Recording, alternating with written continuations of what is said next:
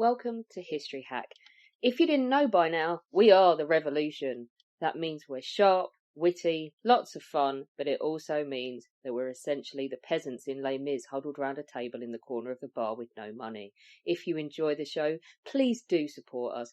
We have a Patreon account by which you can donate a small monthly sum in appreciation of what you're hearing. Alternatively, we have Ko-fi, in which you can just do a one-off donation as a thank you if you particularly enjoy a certain episode.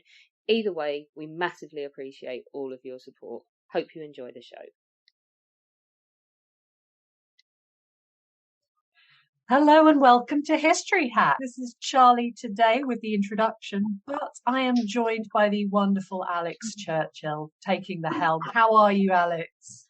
Feeling like a third wheel already, because you and our guest, you've just met, and it's like you've known each other for years. Tell us why this is. Her previous book was The Tudor Socialite, but she's here to talk to us today about her newest book, The Plantagenet Socialite. Huzzah! Welcome, Jan. Thank you. It's a pleasure to be here. So when you're looking at the Plantagenets, what sources do you use and how available are they? Well, I have to say, just before I go into that, my first idea was originally to lump Henry II, Richard and John sort of together as a sort of starting background chapter and start with Henry III, because I didn't think there'd be much out there. But in the course of research, I found there was.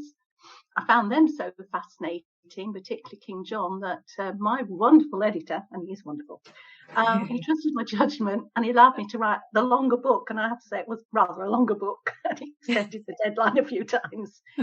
And as you say, the book is sort of like a prequel to The Tudor Socialite. I'll tell you how that came about quickly because it'll help you understand this book. My friends who liked history said, "Can't you write a history book without the boring bits?" And I went, "What do you mean?" They said, "Well, we want proper history, but we just want the ceremonies and the pageants and the dresses, the jewels, and the tragedies, the love affairs." And I went, So Amberley and I ended up talking because he turned down the first book I offered, but we carried on talking. And we got this idea of a socialite attached in some way to the royal court. And sort of copying the old-fashioned chronicles and journals, we transformed the idea into readable, easy-to-digest eyewitness diary-style entries, while still doing a narrative running so people got it in context, still portraying the key events, the characters and all the things that the people wanted.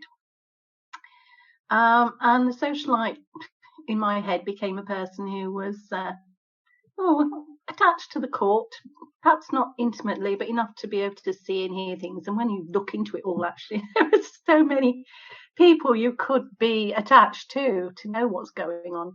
And that's the other thing I really found was when you looked at what people actually know. I mean, we think we know everything today. We've got social media, we've got newspapers, It is amazing how much people really found out. So what sort of information can we learn of life at court and in the wider country without social media and TV? Well, what I found, just to sort of end the sources, because I'm writing in an informal way, there's no footnotes, so you've got an extensive bibliography, and you'll see that there were contemporary eyewitness accounts, there were chronicles, there were letters, there were records, itineraries, journals, and anything I could find, even bylaws, statutes, proclamations. I mean, I found some wonderful proclamations about people moving their human muck about. Well, actually, it's forbidden for those collecting ordure in their houses to place it on the king's highways. And it says any person having any dung raked or removed to the front of others' houses will be fined and made to carry it back into their own house for a day and night. Anyway, reading the words of people living, you gain an insight into what they're seeing and they're feeling, hearing, overhearing, maybe eavesdropping. And I wanted people to get the same wonder that I get from it all. And of course, perhaps know a little bit more than we did before. And of course, many Victorian academics searched the records and made them available for anyone to read. So You can download them. People, when I first started this process, I was amazed at what I could find. Yeah. And examples were like Chronicles of the Crusades by Contemporary Narratives. There were obviously original letters of Thomas Becket, which we'll come to, I know, at some point. And I also have my own extensive library. And I write many of the entries like news stories or press releases. So I found that helped me, reading their words, bring the immediacy to what I was writing.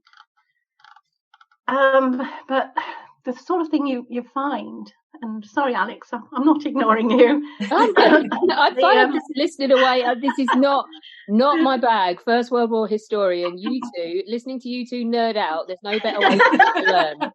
No better way. I mean, I'm literally like, what? They've not got books and newspapers? That's far too much. No better way for me to learn. You asked me what you can learn anyway. And the royal household wasn't always in one place. It travelled. It's what we call itinerant. And the servants, courtiers and everybody else attached to it travelled with it. And there's some rather interesting household accounts which you can get hold of. And of course, there were retinues of the courtiers, there were household officers, their wives, their children, lower ranking servants, including things like musicians, entertainers, launderers, purveyors.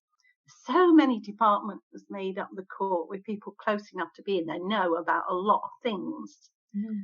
And in the mix, of course, you've got culture, you've got your politics, you've got justice, especially the earlier times, because the courts travelled with the court. I mean, the law courts travelled with the court, which was the king's way of helping with his own finances, but it's mainly to find out what was happening in his kingdom and ensuring people knew who he was. He became a presence and he could show that he cared. I mean, that's simplistic, obviously, but of course, staying in other people's manors and castles, he could find out what his nobles were thinking. And seeing how rich they were, of course, because, of course, I suppose King John would say it was a bit extortionate, and how they regarded their own particular domains, and a way of building relationships with his nobles. So it was also an admin centre. It received foreign embassies, highest court of appeal. By going around the wider country, though, the king could see whether his laws were being correctly applied. I think sometimes he could think about ways of making more money out of those laws by seeing the effects of them. He could see how the population was, the agriculture, the trades, gave an idea of prices, how that was affecting people, food resources, all of which became more important as time went on. And he got all these people writing home or to their friends about what they were seeing and doing, listening, overhearing, eavesdropping, as I said earlier. And so news was disseminated more easily than we realised. And actually, that was one of the things that made writing the chapter on Richard easier, Richard the Lionheart, because I was like, how am I going to write about Richard? He's on the crusade. I don't want to go on the crusade. Nasty affair. And then also know what's happening in England and make that believable. And then I realised, I saw all these various accounts and letters, and I realised I could see when they arrived in England, and I could use the news that's disseminated out to the wider population. And that's how I did it. So found out when they were all coming back. It took a bit of working out. Yeah. But it was like fitting together a sort of jigsaw puzzle on it. And it was a lot of fun to write that way. This is proper history, Alex. First World War. Come on. I've got gloves older than that. These two are basically mad. Carry on. I have at least heard of these people. Carry on with the next person. I've definitely heard of him because it doesn't end well for him, does it? Yes. Thomas A. Becket. Yes. We're going to look at some major events of the period, and I want to find out what happens to Thomas A. Becket and how does this saga unfold with the Plantagenet Socialite. Are you ready? Go on then. Let me give a recap of his career as I kind of understood it. And I have to say, I was really surprised because, like many who'd never got further than the murder, I'd taken certain things at face value, like the fact he was a saint. One of the things that first gets mentioned about him from the very start is how much charm he had. And he charmed everyone. And, from his father's house, he manages to charm his way into the household of the Archbishop of Canterbury, who makes him Archdeacon in 1155. He meets Henry through that role, and Henry's charmed by him and makes him Chancellor. And then after that, they became friends. And they were like equals, which wasn't important first off, but you realise later how that may have affected things. And once he didn't need people anymore, that was it. So when the Archbishop is dying on his bed and asking for him to come back to see him, he doesn't respond at all. Anyway, part of whenever he gets a new role and he goes on campaign with Henry, and in 1159, he's going to be the best warrior of all when they go on campaign. And when Henry goes home, he leaves him behind. And Thomas rides at the head of men, 700 knights, 1,200 mercenaries, 4,000 men at arms. A chronicler of the time said he put villages and farms to greedy flames without one thought of pity. And I'm like, hang on a minute. Are we talking about the same man? Well, it's more yet. And then for some reason, Henry thought, I've got a good friend in him. I'll make him Archbishop when the previous one died, as we mentioned above. And like he always did, he demurred at first. Oh, no. He pointed to his rich, colourful clothes. Oh, you've selected a pretty costume to figure at the head of the monks of Canterbury. But you know what? He soon overcome that reluctance, and he was consecrated on the 3rd of June. And at the same time gave up the chancellorship, which is not what Henry intended, of course. And there was no need for him to do so. Anyway, there he is, praying on the altar steps, consecrated, tears in his eyes, announced, this day would forever after be kept at Canterbury as the feast of the Holy Trinity. I thought, rightio, shades. And he shaped his behaviour again by the role. And his own chroniclers wrote that he rapidly attended church services. His own chaplain said he'd fancy he had before him the Lord's passion bodily in the flesh. He dressed in a black habit. He sat with monks in cloister. He ate only bread with a little partridge and hot water with herbs. He brought 26 poor men into hall to feed them. And yet John of Salisbury wrote that he told him, the Pope throws in our tea, so after everything Pope Adrian did for the See of Canterbury, you are allowing his mother to starve in cold and hunger. And I thought, yes, I'm beginning to see a pattern here.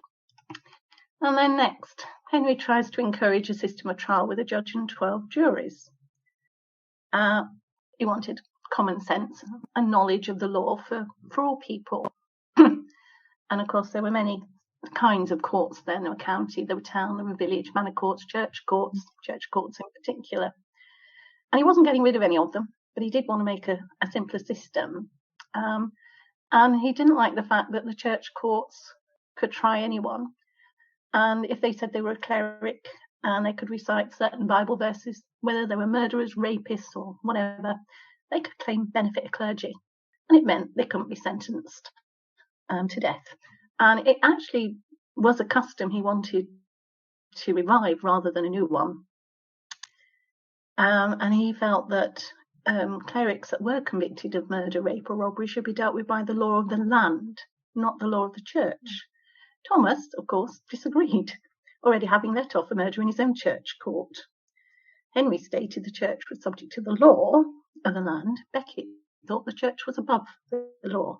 And accordingly, he also thought he was. So then we get the various meetings that the two had. He tries to escape. Henry goes, isn't it big enough for the two of us then, this land? And in 1164, it ended up with a big council being called, and Thomas got charged with contempt for royal authority.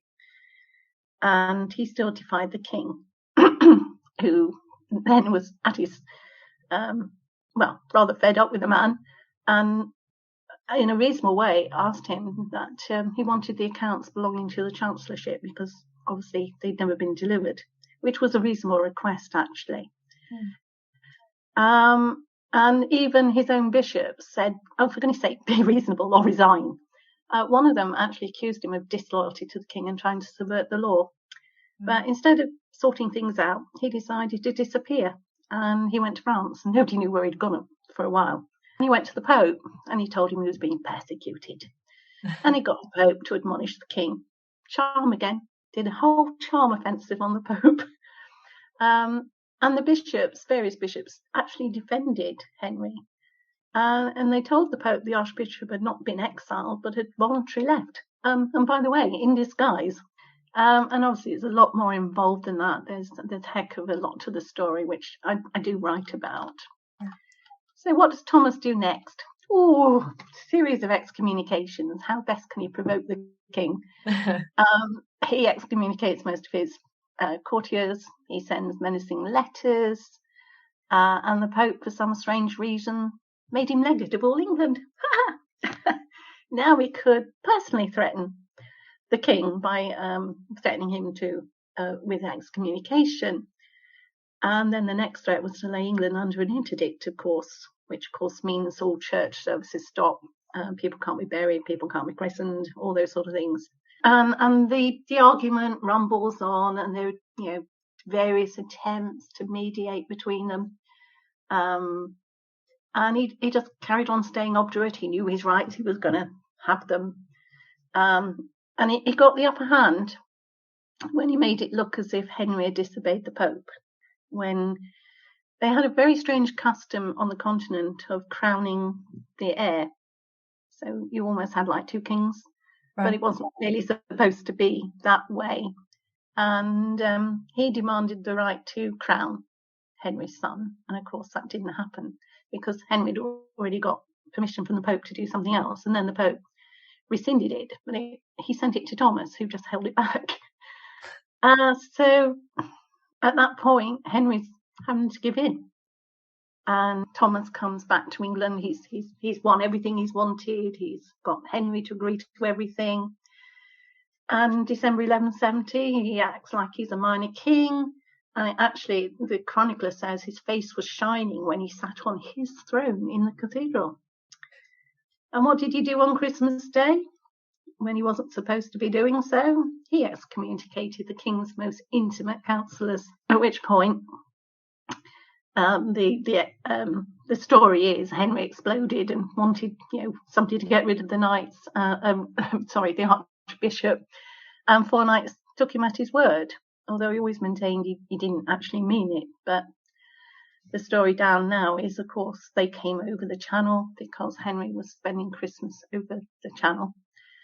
And there's a full account in the book, so I'm not sort of going to go into the full details here. But we know we definitely provoked the knights into doing what they did because there are accounts written at the time by men who knew him. 5 of them witnessed the murder. And the earliest account was from his friend John of Salisbury. And, of course, Henry's made the villain, which I can't quite agree. The murder went around in record time. But John of Salisbury account shows he provoked them into fury because he actually says to Thomas, "Why exasperate these men with bitter speeches? You would do better giving a milder answer." And the monks actually tried to protect him from the knights coming down the corridors, and they shut the doors. He opened them again. And in Grimm's account, he heard after the murder, one of the monks say he was justly served. And another, he wished to be king and more than king. And I thought actually that did sum Thomas up. And but after the murder, the king found the Archbishop alive was nothing like the problem he now faced, that he was dead. And that's, goes into another saga of the Pope. It just goes around Europe. And I think what struck me after the death was one of the monks saying that they turned the body face upwards and that he was almost smiling. And I thought, I could believe that, because he when you read it, you just feel he deliberately sought his death. He. And then what happened next, I really found appalling. what happens next? I mean, because we all know this story of, will no one rid me of this turbulent priest? Or it's sort of, that awful moment of someone overhearing and thinking, oh yeah, he wants us to kill him. And, it's Richard Burton and he's handsome and we can't kill Richard Burton. And we're sort of of Thomas Becket. Yeah, well, what did strike me, and that was appalling next, was the monks. They go to wash him and they find he's got a hair shirt and he's gone for the whole biz there and he's absolutely teeming with lice. Yeah. And like sensible people, they decided to just leave it alone. But they scraped up his brains and his blood, and they also put a pot under the bier that his body was on. And by morning, hey, lo and behold, there were miracles. There were miracles being spread abroad. And they then got little bottles and they actually sold it. They diluted it with blood and brains, all mixed with water, put little drops into clay bottles, which at first, and this was the amazing thing, cracked or exploded until they began using tin bottles. And the next thing, we got miracles all over Europe. And the Pope ended up canonising him on 21st of February. And poor old Henry, he had to pay penance at the tomb later on and say, oh, yes, he was terribly sorry. Yes, he was a saint. And, I mean, obviously, it's a lot more involved than that. And there is more in the book. But I'd be talking for a much longer time. Well, that's worth the cover price of the book alone, I think. Absolutely. Let's move on to, it's not a secret on History Hack. My favourite part of this bit of history involves a lion who sucks his thumb, cries for his mum, a pox on the phony King of England, because as far as I'm concerned, Disney's Robin Hood is a documentary, and that is exactly what was. And I've just mortally offended our guest, because lo and behold, we found someone who loves him.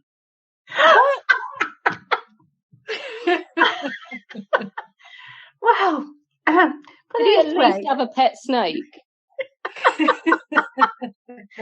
All I can say is our English chroniclers left rather a lot out. Okay. There were so many parts to the king I found when I started looking. He turned out to be my favourite for many reasons. After research, rehabilitate King John, travelling round in the wash. Are you ready? Oh, and that's another bit as well. Remind me of that in a minute. After looking at his brother and his father and remembering from childhood, like yourself, evil King John, I tried to track him down. People were saying he was cold-hearted, he was cruel, he was bad, he was irreligious. I didn't find that, actually. I spent a lot of time, actually more than I ought to have done, searching for these terrible things he'd done, and I didn't find them. Well, possibly one, and even that I believe he made reparation for. Other people can think differently, but that's the beauty of history. Yeah. But for me, I discovered a man I liked. So let's take the church first. The church's opinion of him is almost bipolar. At first, church chroniclers actually did say good things of him. And for someone regarded as so irreligious, in 1200 he did something surprising. King John honoured the deceased Hugh, Bishop of Lincoln, by personally, and I don't know any other king that's done this, carrying his coffin through muddy streets with the rain pouring down upon him. Wow. But then you see King John argued with the Pope and his image went down the tubes. Now, when I first started this process, I didn't really know what had caused the big argument. And I was quite surprised when I found out what it was. What was it? He'd elected a new Archbishop of Canterbury when his loyal friend Archbishop of Canterbury, Hubert Water, who was also the Chancellor, died in 1205. But the younger monks of Canterbury decided they wanted their own Archbishop. So they elected in the middle of the night a less well-educated sub-prior called Reginald. They whispered the ceremony and then they said, now get out of the country quick. And they sent him to go secretly to the Pope before King John found out. Meanwhile, John had elected a very eminent, very learned man, John Gray, Bishop of Norwich. Okay. But he only found out what the monks had done when the Pope sent a letter saying, "I've had 3 delegations here. Can you tell me why?" But John thought, "Oh, well, the Pope will sort it and he'll do what, do the right thing and do the learned man and all that." But when the Pope made his decision in 1207, he decided, without John's consent, to elect and consecrate his choice, which was a cardinal who was an intimate of the French king, who'd been John's enemy for years. These So is popes this a are third? scamps. I'm noticing a reoccurring theme of scamp-like skullduggerous popes just messing with English kings. Oh, yeah. And if you think that's bad, you should know what they did even in Norman times, but that's another story. Yeah, I've been quite shocked at how much interference we've had in this, in the history of our country from the popes. Anyway, and the Pope's done an enemy who's supposed to work closely with John, and John was a tad furious, to put it, I suppose, lightly. And he did shout at the monks. He told them that had they behaved like grown men worthy of his trust, the affairs of the kingdom would have been in capable hands. And yes, he cursed them. He told them they were childish and irresponsible. And the interdict really arose because John absolutely refused to let the cardinal take up his position, and the Pope couldn't countenance a king refusing to obey him. And he determined to bring him down. It's almost as simple as that. And the person he chose was somebody called Stephen Langton. So when he consistently refused to let the man enter the country, the Pope, that's when he placed England under the interdict. And of course, at the time, as I say, churches wouldn't open, the bells were removed, relics and images were stored away. You could only have prayers and sermons in churchyards. Christenings were allowed in private houses, as were offices of the dead. Churchings, when women had been given birth, and weddings, they took place in the church porch. And yeah, John was angry again, and he ordered all priests to leave the kingdom. But he calmed down, and some of his bishops stayed completely loyal to him, which people don't ever seem to know. And he also ordered for the clergy who stayed despite his displeasure, but especially the poor, he ordered an allowance of food and clothing to be given out. When that threat did not work, the Pope excommunicated him personally and ordered it was unlawful for any to dine with him or give him food or drink, but his bishops refused to issue it. The ones loyal to him, I mean, not all of them. In Christmas 1211, he extended it to include all the people who associated with him. But it didn't stop anyone from being at court in Christmas or March when he gave a banquet and knighted Prince Alexander of Scotland. And there's another little bit of the story here.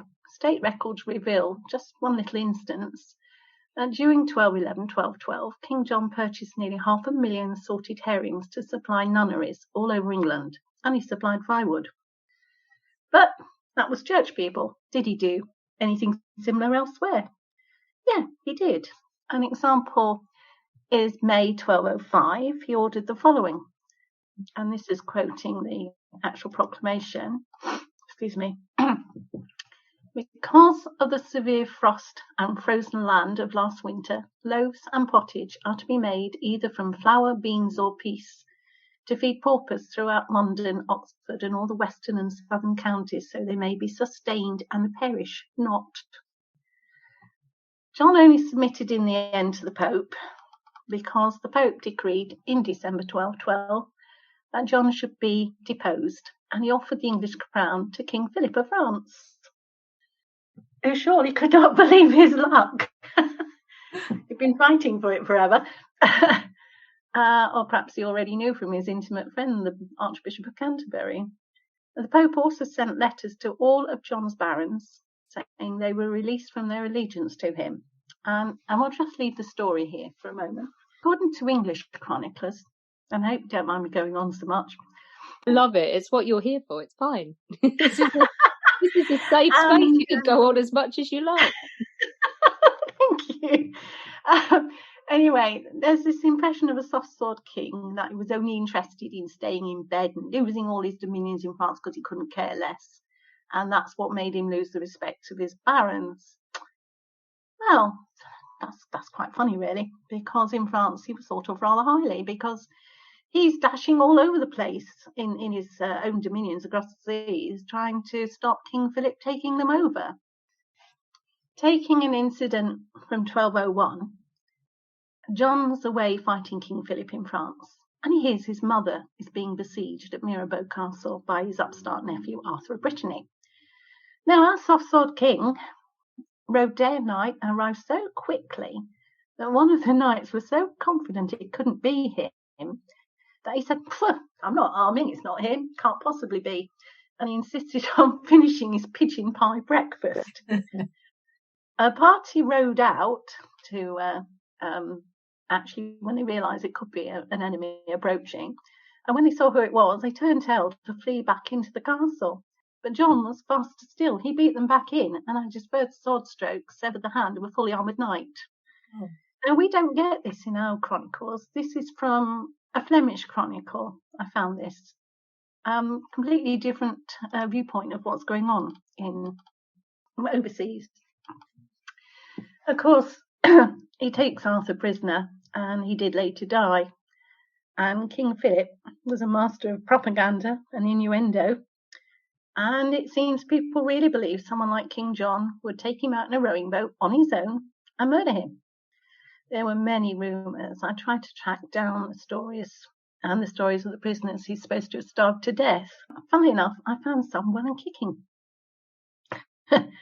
One in particular was a man called Savaric de Molian. I probably haven't pronounced that correctly, but he made an unsuccessful prison breakout from Corfe Castle. Well, it's not even like a John Smith, is it? There's only one of these with that name. Yeah. Yes. Well, he became a trusted partisan, and he started fighting for John across the seas. Became so trusted by John that on his deathbed he named him as one of the executive of his will to look after his son. And this is someone, way back then. So we're talking 15 years.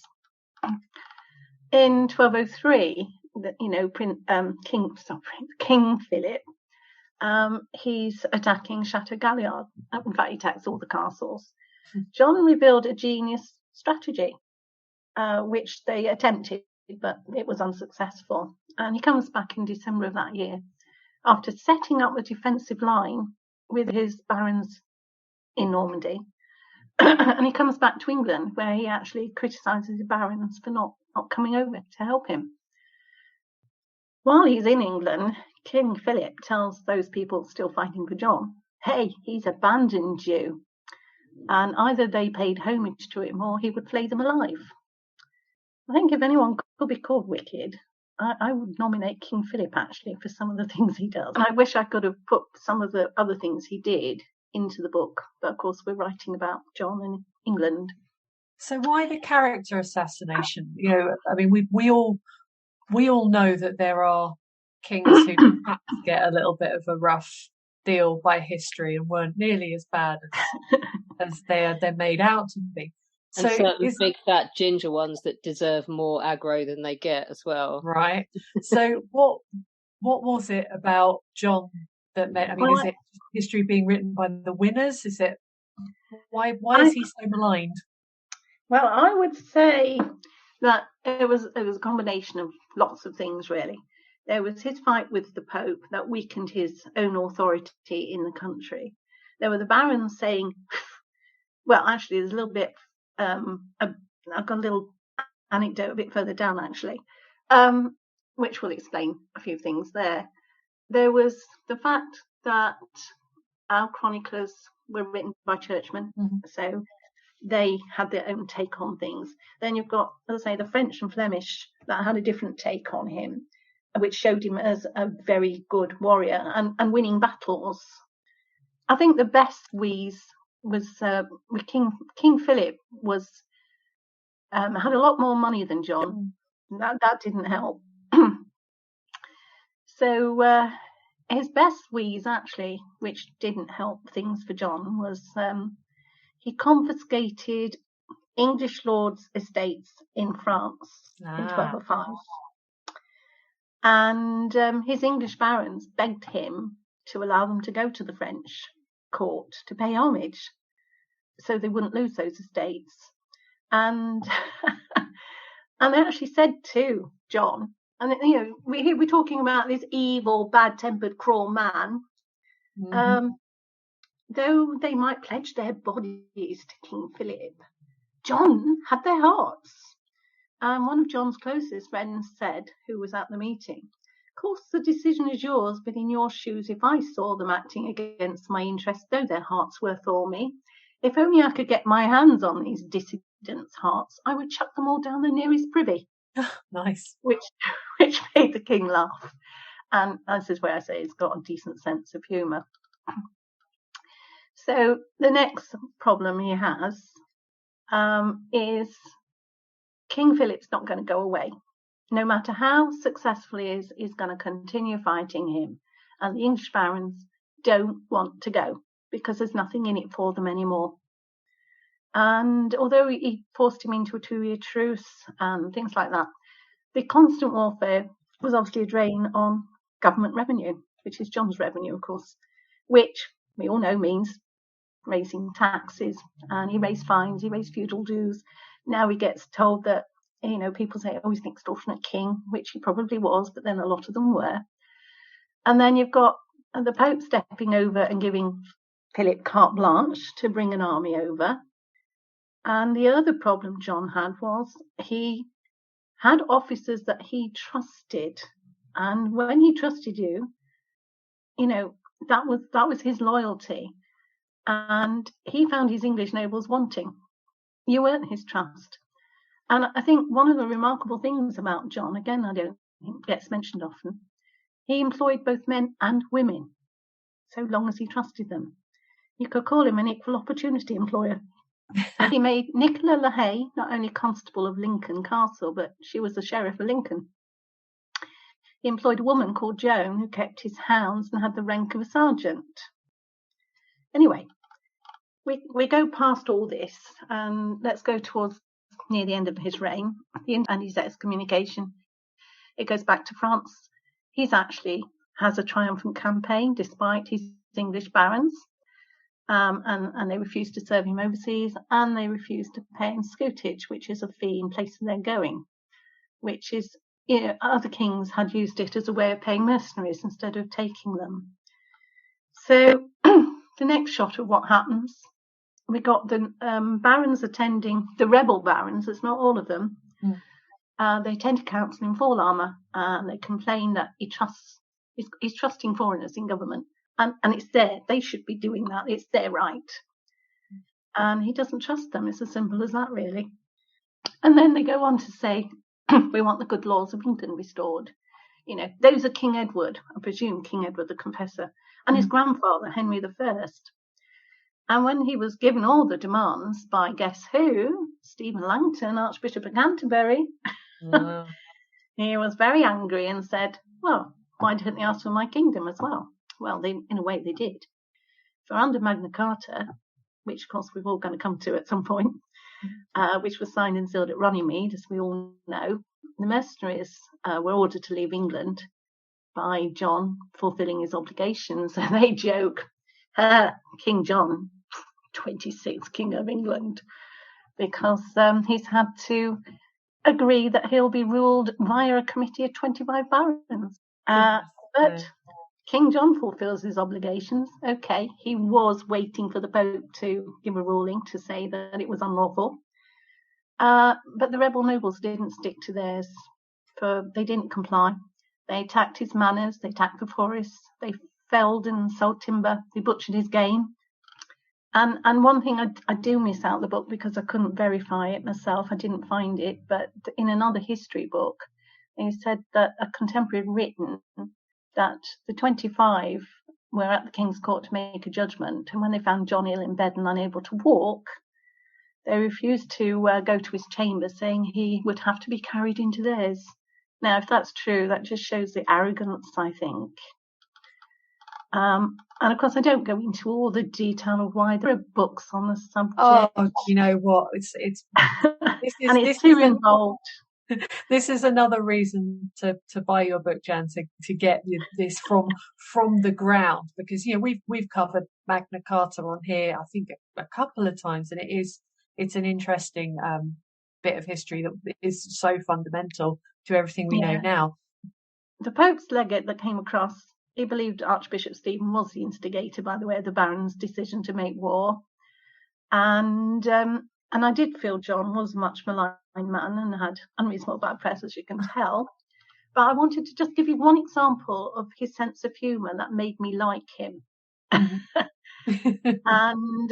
it's from April 1209. He's travelling north and he's approached Sandwich. And he gets mired in a pool and he arrives in the town wet and muddy. And this is a man, supposed to be one of these nasty people. The following day, he decreed that henceforth on St. Mark's Day, which was the day before a freeman be first admitted to the common, he must subject himself to the same filthy ablution by walking through a mire to be wet and mud begrimed as a punishment and reminder to maintain their robes. Now, this one I found in the Chambers Book of Days, and I had John's itinerary and I was able to pin it down to that year, the 1209. But what I really was amazed by was until 1854, St. Mark's Day was marked at Alnwick by a strange custom that persons receiving the privilege of freemen of the common marched on horseback in great ceremony, dressed in white, dismounted, deliberately walked into a large dirty pool, leaving it begrimed with mud dripping all over. They change their clothes, they have a dram, they have a ceremonial reception in town, and they call at each other's houses to have more drink. And it went on for, 700 years. And I think, what he did was ignored a lot by English writers. And he was a wonderful warrior. On the day of his death, the greatest irony of all was all his rebels, no, not all of them, 40 of them, were sending letters asking to come back into the royal fold. And it would have been interesting to find out what would have happened next, how he lived. And I thought that was one of the saddest things out of the whole lot of his reign. Gosh, it's just incredible. I mean, he is so much more than our lovely cartoon lion, and I can't quite believe that Disney would play fast and loose with the historical record. Really? I expect some people wouldn't agree with what I found in, the way I think it came across to me. I accept that, but I actually like the man I found. Plantagenet things to talk about that I know make Charlie very excited. But thank you so much for coming on. Thank you. It's been a pleasure. Our incredible guests give us 45 minutes of their time to join us and talk about their work or their new book. This is just a small taster. As a result, we have launched our very own bookshop on bookshop.org, where you can find our guests' latest books, you can support them, and you can support us on History Hack. 10% of every sale via our bookshop supports the podcast and allows us to keep going and bring you more top-of-the-line guests. You can find our bookshop at bookshop.org/shop/historyhack or search for us in the shop section. Thank you so much for your continued support. We really appreciate our listeners and supporters. So make sure you get down to the bookshop and grab yourselves a new book.